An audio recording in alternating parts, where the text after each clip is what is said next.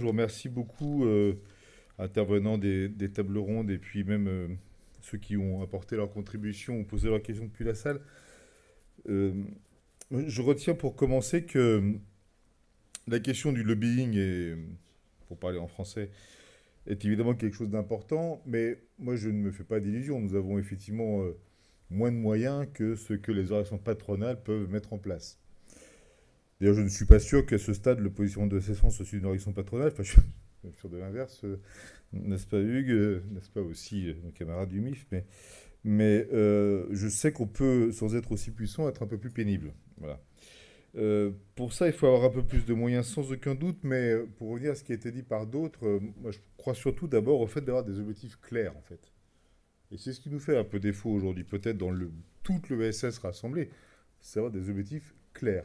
Et une fois qu'on a des objectifs clairs, avoir un récit. Ça, je rejoins tout à fait Vincent dans ce qu'il disait. Et avoir les mots qui vont bien pour enclencher et, si possible, gagner la bataille des idées, pour reprendre le terme d'Hugues Sibyl tout à l'heure, et pour reprendre un autre grand penseur, Bastien Sibyl. Effectivement, je pense que la question du floutage des lignes est quelque chose, du floutage, hein, du floutage des lignes, est quelque chose de nuisible pour ce que nous avons à défendre. Et c'est pour ça que, même si parfois je vais un peu trop loin, mais il ne faut pas hésiter à être tranchant. Si on n'est pas tranchant, alors dans le monde en général, on n'est pas compris, mais par rapport à nos sujets qui sont déjà un peu complexes, on ne sera pas plus compris en fait. Donc oui, ça veut dire parfois être un peu moins poli que d'habitude. Enfin, on n'est pas obligé de tout le temps mal poli, mais en tout cas, il faut être clair et nommer un chat. Et il m'est déjà arrivé, pour reprendre l'exemple qu'a cité Bastien sur sa propre coopérative, de mettre des noms d'ailleurs sur les personnes qui ont des comportements anti-ESS alors qu'ils en sont membres en principe. Au-delà de ça, néanmoins, nous sommes à peu près au clair sur ce que nous devons combattre. Quand je dis combattre, ce n'est pas des personnes. Je dis ce sont des logiques, en fait. Et la logique du capitalisme, aujourd'hui, est dans une situation paradoxale, d'ailleurs, parce qu'en fait, elle démontre ses limites, et en même temps, elle n'a jamais été aussi puissante. Donc c'est ça qu'on doit combattre en tant que tel. Et puis, si on... D'ailleurs, il n'y a pas que la France dans le monde. Et si on va au-delà de ce que nous sommes en France, on voit bien quand même que le capitalisme et ses oligarques mettent en péril, certes, l'ESS, mais pas que ça, et fort heureusement, mettent en péril, au-delà de ça, même nos libertés individuelles.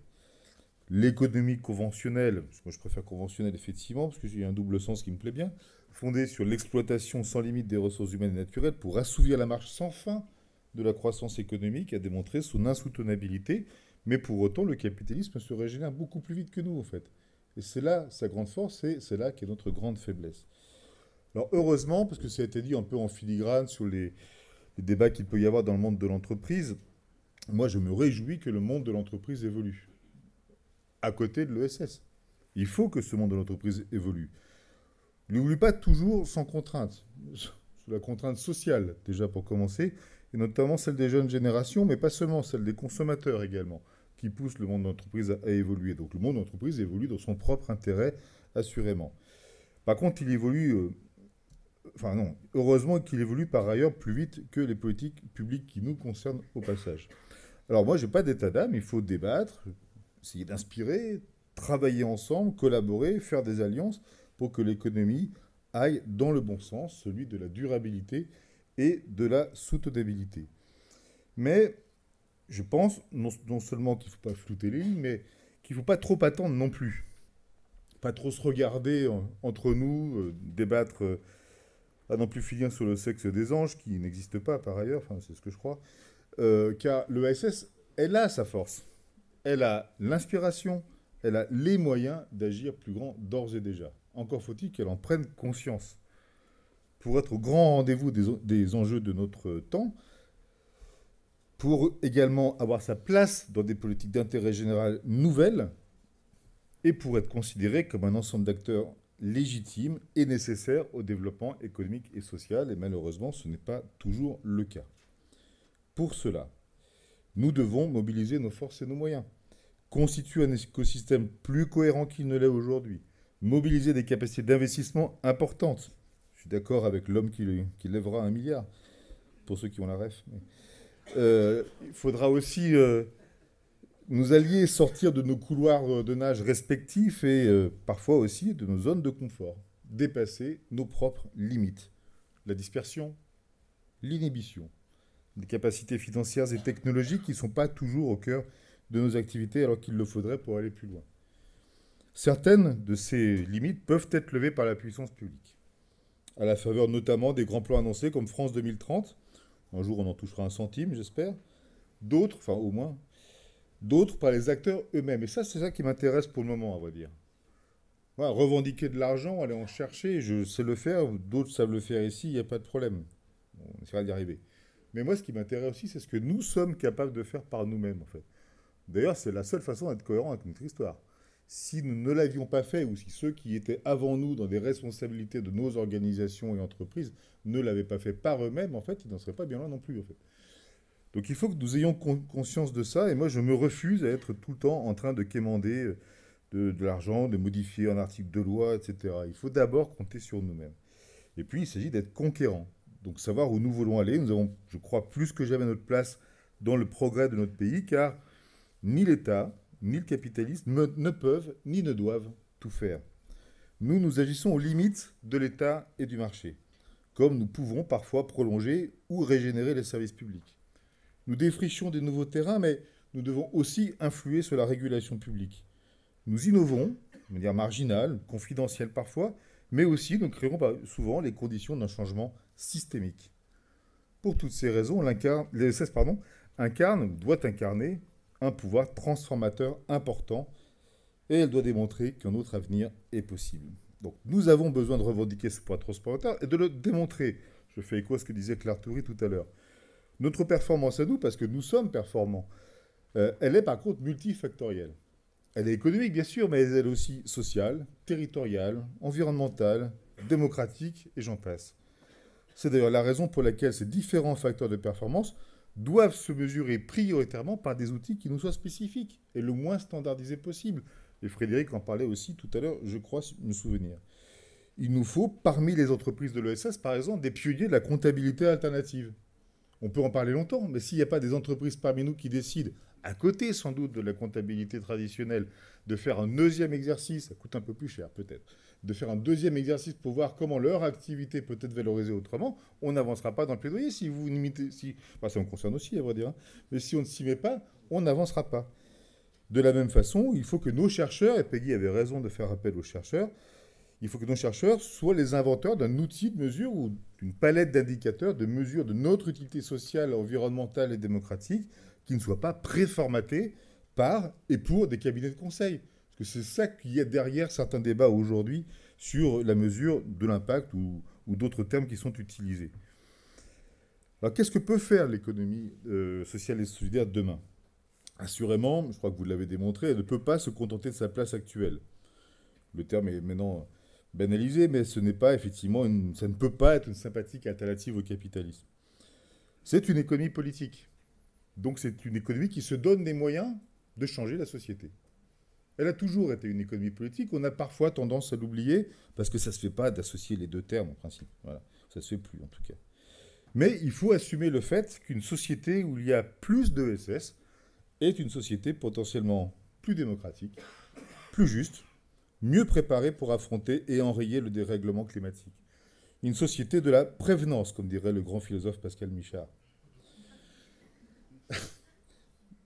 Moi, je peux me permettre, comme c'est son dernier. Nous devons aussi assumer le choc des modèles et non pas laisser diluer le nôtre. C'est important de ne pas laisser progresser la marchandisation de la santé, de laisser l'abandon et la maltraitance, de laisser faire l'abandon et la maltraitance des personnes âgées. Et maintenant, le scandale des crèches privées. L'impasse que représentent les modèles lucratifs dans les activités sociales est maintenant documentée, établie, expérimentée. Qu'est-ce qu'il faut de plus ? Nous, il nous faut reprendre le terrain perdu et s'organiser pour ce faire. Nous ne manquons pas d'enjeux à relever pour lesquels nous avons des forces et des compétences. Mais je vais en retenir au moins 3, on en parlera d'ailleurs au bureau de SS France mercredi, 3 principaux secteurs qui pourraient constituer nos nouvelles frontières collectives qu'il faudrait placer sous contrôle citoyen. Et ainsi les soustraire à la recherche de profit, qui est, cette recherche, indissociable de moins 10 ans. L'alimentation d'abord. Que ce soit pour des raisons sanitaires ou pour lutter contre la précarité, nous pouvons mobiliser nos coopératives agricoles, nos acteurs de la distribution, nos mutuelles, qui pourraient créer ensemble la sécurité sociale et alimentaire si nécessaire en période d'inflation. C'est d'ailleurs l'objet d'un travail engagé avec le groupe mutualiste Vif pour promouvoir des solutions inclusives et écologiques, mais sans doute y aura-t-il d'autres acteurs. Deuxième sujet, la cohésion sociale. Je viens d'en parler, mais que ce soit en matière de bien vieillir ou de petite enfance, nos mutuelles encore, nos associations, fondations sont des actrices incontournables de la solidarité intergénérationnelle et de la cohésion sociale. Dans ces secteurs, le modèle lucratif démontre non seulement qu'il est prédateur et adversaire de la qualité de service, mais aussi qu'il fait peser un risque sur l'ensemble des acteurs, à cause du sous-investissement et des problèmes d'attractivité qui en résultent. Troisième secteur, l'accompagnement au changement climatique. Ainsi, parmi les 4 scénarios de l'ADEME permettant d'atteindre la neutralité carbone, il y en a un, celui fondé sur les coopérations territoriales, qui est à notre portée. Grâce à nos réseaux d'acteurs implantés partout, qui font de l'éducation populaire, qui peuvent et doivent collaborer en investissant, en créant des réseaux de soutien aux initiatives locales. Nous allons travailler à ESS France pour l'ADEME en documentant la place de l'ESS dans chacun de ces 4 scénarios et j'espère que les acteurs de l'ESS embrayeront sur ces analyses un peu macro. Et puis j'ose, il y a au moins 2 sujets transversaux qui me semblent fondamentaux. La gestion de nos données. Nous pourrions, grâce à nos formes coopératives et mutualistes, voire associatives, mieux les contrôler. Aujourd'hui, nous consentons à une utilisation de nos données de manière totalement irréfléchie et irresponsable. Et dans les organisations, les mutuelles par exemple, santé ou d'assurance, les banques, nous avons des données en fait. Et ces données, nous pourrions les valoriser. Certes, la réglementation oblige à protéger les données individuelles, mais la réglementation permet aussi leur marchandisation. L'un de nos adhérents peut tout à fait nous demander demain à récupérer ces données et les vendre à un tarif à valoir. On ne peut pas accepter ce genre de logique. À nous d'organiser une potentielle marchandisation, mais à condition que la valeur reste dans la mutuelle ou dans la coopérative. Le travail qu'on fait dans des mutuelles ou des coopératives consiste à valoriser la donnée, à la faire exister, à la consolider avec d'autres types de données. Ça appartient potentiellement, effectivement, à la personne. Mais je préfère que la personne soit un adhérent ou un sociétaire. Parce que ce que l'on peut en faire en le décidant collectivement peut revenir en valeur ajoutée pour l'ensemble des adhérents ou des sociétaires de la mutuelle ou de la coopérative. Et là, on crée de la valeur pour l'ensemble selon des règles établies collectivement. C'est, je crois, un chantier majeur pour les années qui viennent. Deuxièmement, sujet transversal également, c'est dit tout à l'heure par Bastien, je crois, il a été évoqué. Je pense que nous devons incarner des entreprises et des organisations qui ont su comprendre la nécessité de faire évoluer le monde du travail. Je le dis notamment en présence de nos amis de l'UDES, je pense que nous pourrions incarner ce que moi j'appelle le bon emploi. Parce qu'on est en période de plein emploi statistique, avec quand même plusieurs millions de chômeurs officieux ou officiels. Enfin, officiels ou officieux. Moi, je préfère y opposer le bon emploi. Le bon emploi qui est fait d'accompagnement à la transition professionnelle qu'évoquait Peggy, qui est fait de qualité de vie au travail, qui est fait d'organisation des rythmes de travail, qui favorise l'intrapreneuriat pour les plus jeunes notamment, et qui, évidemment, en période de précarité, se préoccupe de la question de la répartition de la valeur, des écarts de salaire, je suis parfaitement favorable, à condition de documenter l'affaire. En ceci, je crois que l'ESS doit être exemplaire. L'ESS semble la clé, je crois qu'ici, il n'y a quasiment que des convaincus, donc d'un avenir désirable, respectueux des hommes et des femmes et de la biodiversité, libéré de la quête sans fin, des profits de court terme. Alors comment on peut y aller ensemble? Je pense qu'il n'y a aucune raison d'être timoré au moment où l'ESS manifeste une volonté d'être conquérante. On doit s'ouvrir, s'organiser pour devenir un espace naturel d'engagement entrepreneurial et militant, pour accueillir la créativité de celles et ceux qui aspirent à être les acteurs collectifs des nouvelles solutions. C'est le sens du manifeste que nous avons lancé le 15 mai dernier. On appelle à toutes les bonnes volontés à condition d'agir dans la clarté. L'ESS doit être la marque de fabrique de l'agir ensemble et des communs à construire. Donc nous avons plus que jamais besoin, et ce sera les travaux de ESS France dans les semaines qui viennent, d'avancer sur le contenu et la cohérence de notre écosystème, de mesurer notre valeur en tant qu'acteur, de créer toujours plus de prospectives et de choisir nos priorités ensemble et d'y construire des alliances, de valoriser la démocratie et l'engagement, de former des militants et des cadres que nous ne formons plus assez, de faire de la présence territoriale de l'ESS un axe déterminant, une clé de notre distinction, de réparer enfin, quand il le faut, les injustices financières et fiscales dont pâtissent nos modèles. Car en effet, même si nous sommes des entrepreneurs et des militants soucieux de leur liberté, je crois qu'on a à peu près tous dit, nous avons quand même des attentes vis-à-vis des pouvoirs publics, cher Mehdi, puisque la malchance d'être le dernier. Voilà, ça, enfin, je crois, hein, peut-être me trompe. Ou la chance, peut-être. L'honneur, en tout cas. Les choses peuvent être dites simplement. 10 ans après la loi ESS, et je souligne encore une fois le travail excellent réalisé par Frédéric Tiberghien en termes d'évaluation, je n'en doutais pas trop à l'avance, mais bon, il faut qu'on aille un peu plus loin. Moi, je ne refuse pas les débats sur la loi de 2014. Pas de fétichisme, de manière générale, enfin, je ne vous dévoile rien de particulier, mais ni tabou d'ailleurs. S'il faut changer des choses, on change des choses. Juste qu'on ne se perde pas dans des débats inutiles, en fait. Donc s'il faut toucher à des dispositions législatives, touchons à des dispositions législatives. Mais moi, je ne troquerai pas contre ce que Hugues Sibyl qualifiait à juste titre tout à l'heure d'une vraie politique publique. D'une vraie politique publique avec des moyens pour cela. Je ne vais pas être trop exhaustif. Nous avons souhaité, dans le cadre de SS France, qu'il y ait une loi de programmation qui permette effectivement d'avoir une vision pluriannuelle. Alors non seulement à chaque remaniement ministériel, on ne sait pas où on va atterrir, mais d'une année sur l'autre, on ne sait pas non plus de quels moyens on va disposer. D'ailleurs, au moment où on se parle, mais Mehdi est au courant, je ne le prends pas en traite, nous ne savons d'ailleurs toujours pas si les contrats pluriannuels d'objectifs que nous avons signés seront respectés. Nous sommes en septembre 2023. Donc tout est à l'avenant. Je ne parle pas que de l'État, Mehdi, hein, il y a bien d'autres sujets. Donc nous avons forgé un consensus entre acteurs de l'ESS pour dire que la nécessité d'avoir une vision pluriannuelle, prospective des relations avec l'État et plus généralement avec les pouvoirs publics l'emportait très largement sur la nécessité de revoir la loi dans ses fondamentaux. Donc nous avons besoin de ça et nous avons besoin que l'État se fixe des objectifs.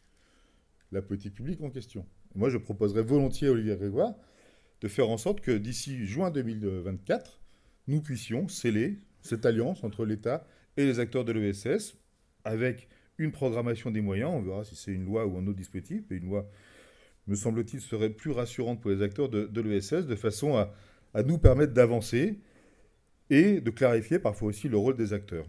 Ça a été dit par Bastien, je crois, et par d'autres, et par Fatima tout à l'heure. Il faut que la Banque des Territoires, la BPI, ait un mandat clair du législateur sur la question. Parce que dans l'accès au financement, alors certes, ayant une casquette de banquier, je peux vous dire que le financement privé est aussi en question, mais le financement public, à quoi il sert si ce n'est pour engager les investisseurs privés derrière lui, en fait. Si l'investisseur public ne permet pas de dire à un investisseur privé exiger 8, 9 ou 10% de rentabilité d'investissement n'a pas de sens, à quoi sert-il? S'il dit qu'il interviendra après les investisseurs privés, à quoi sert-il? L'investisseur public doit intervenir d'avant et modérer les ardeurs en expliquant les enjeux, les modalités d'un tel investissement. Voilà ce que devrait dire, je pense, demain une loi de programmation ou en tout cas une politique publique en faveur de l'ESS. Et puis il faudra, ça c'est pour les acteurs eux-mêmes, mais qui auront aussi là besoin de l'État, légitimer notre écosystème collectif. Je ne suis pas sûr que tous les acteurs de l'ESS croient vraiment à notre écosystème collectif. Que ce soit nos organisations patronales, ou que ce soit nos chambres régionales, ou que ce soit nos têtes de réseau, je ne suis pas sûr que tous les acteurs de l'ESS s'y reconnaissent en permanence et aient envie de les défendre. Eh bien, c'est le moment de passer à l'étape 2. Que tout le monde s'y engage, que tout le monde adhère. Plus il y aura de monde, moins les cotisations seront élevées en plus. Donc enfin, ça ne marche pas toujours comme ça, mais on peut le parier. Il faut que chacun s'engage et contribue à cet écosystème. Après, il faut que l'État prenne ses responsabilités aussi. On a, par la loi, défini des missions légales pour permettre le développement de l'ESS, qui est au cœur de nos discussions, transformateurs, etc., en donnant 80 000 € en moyenne aux CRES pour le faire. Il n'y a pas, je pense, d'équivalent de politique publique à ce niveau-là. Donc, il faut y aller. Donc, nous avons travaillé. Je sais que la période n'était pas la plus propice, cher Mehdi, au moment où vous avez pris les responsabilités, mais nous avons travaillé à faire une fiche mesure qui permettrait de doter les CRES, pour commencer, d'un peu d'argent supplémentaire de façon à assumer leur mission légale. Il faut pouvoir y arriver. C'est pas pour le plaisir d'avoir plus d'argent public. D'ailleurs, on va dire, plus on en a, plus il faut en rendre compte. Donc, forcément, c'est pas une histoire de confort. C'est plutôt l'idée d'aller vraiment vers ce que nous croyons devoir faire et en accord avec la volonté du législateur. Même si Frédéric Tiberghien a parfaitement raison de rappeler que le législateur peut tout à fait changer d'avis régulièrement. Mais on va essayer de convaincre qu'il ne faut pas le toucher. Il y a d'ailleurs une situation spécifique dans nos chambres régionales, par ailleurs. C'est celles qui sont outre-mer, dans les outre-mer français. Je salue leur présence ici, par ailleurs, parce que nos compatriotes d'outre-mer subissent souvent, plus durement, notamment les effets du dérèglement climatique et la dégradation des conditions sociales.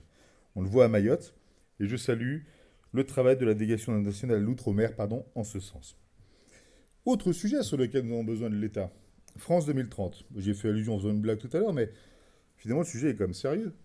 On parle de 53 à 54 milliards d'euros qui doit être réinvesti dans notre pays à la suite des efforts consentis par nos concitoyens par leurs impôts. Pourrait-on envisager qu'il y ait un minimum de retour vers la valorisation de l'ESS? Pas seulement vers ces grands chantiers industriels, pas seulement vers des grandes entreprises nationales, mais aussi vers tous ces acteurs qui n'ont pas moins de légitimité à faire en sorte que l'argent public, y compris européen, puisse leur bénéficier. Mais pour ça, il faut adapter un peu les choses. Parce qu'effectivement, s'adresser à des petits acteurs, c'est beaucoup plus compliqué que de s'appliquer à des gros acteurs.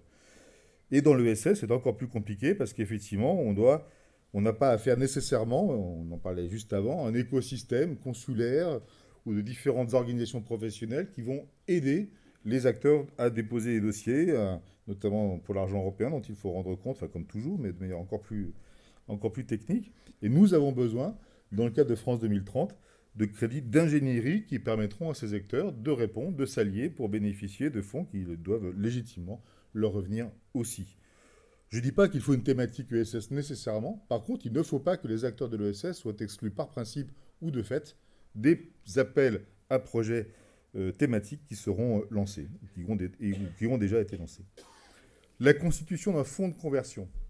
Si l'on veut vraiment que les entreprises de l'ESS progressent, si on veut favoriser la conversion d'entreprises conventionnelles en entreprises de l'ESS, nous avons aussi besoin d'un fonds alimenté en partie par l'État, mais pas que sans doute, pour permettre de recapitaliser ces entreprises et derrière de changer leur propriété comme leur gouvernance.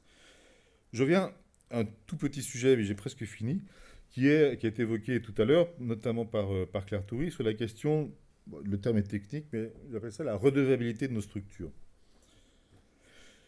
Je suis 100% d'accord, voire plus, avec Claire lorsqu'elle dit que nous ne pouvons pas faire avec les outils des autres. Mais par contre, je suis tout autant d'accord avec elle quand elle dit que nous ne pouvons pas faire l'économie de la démonstration de la pertinence de nos modèles. Qu'est-ce que nos modèles apportent en particulier à ce que nous faisons?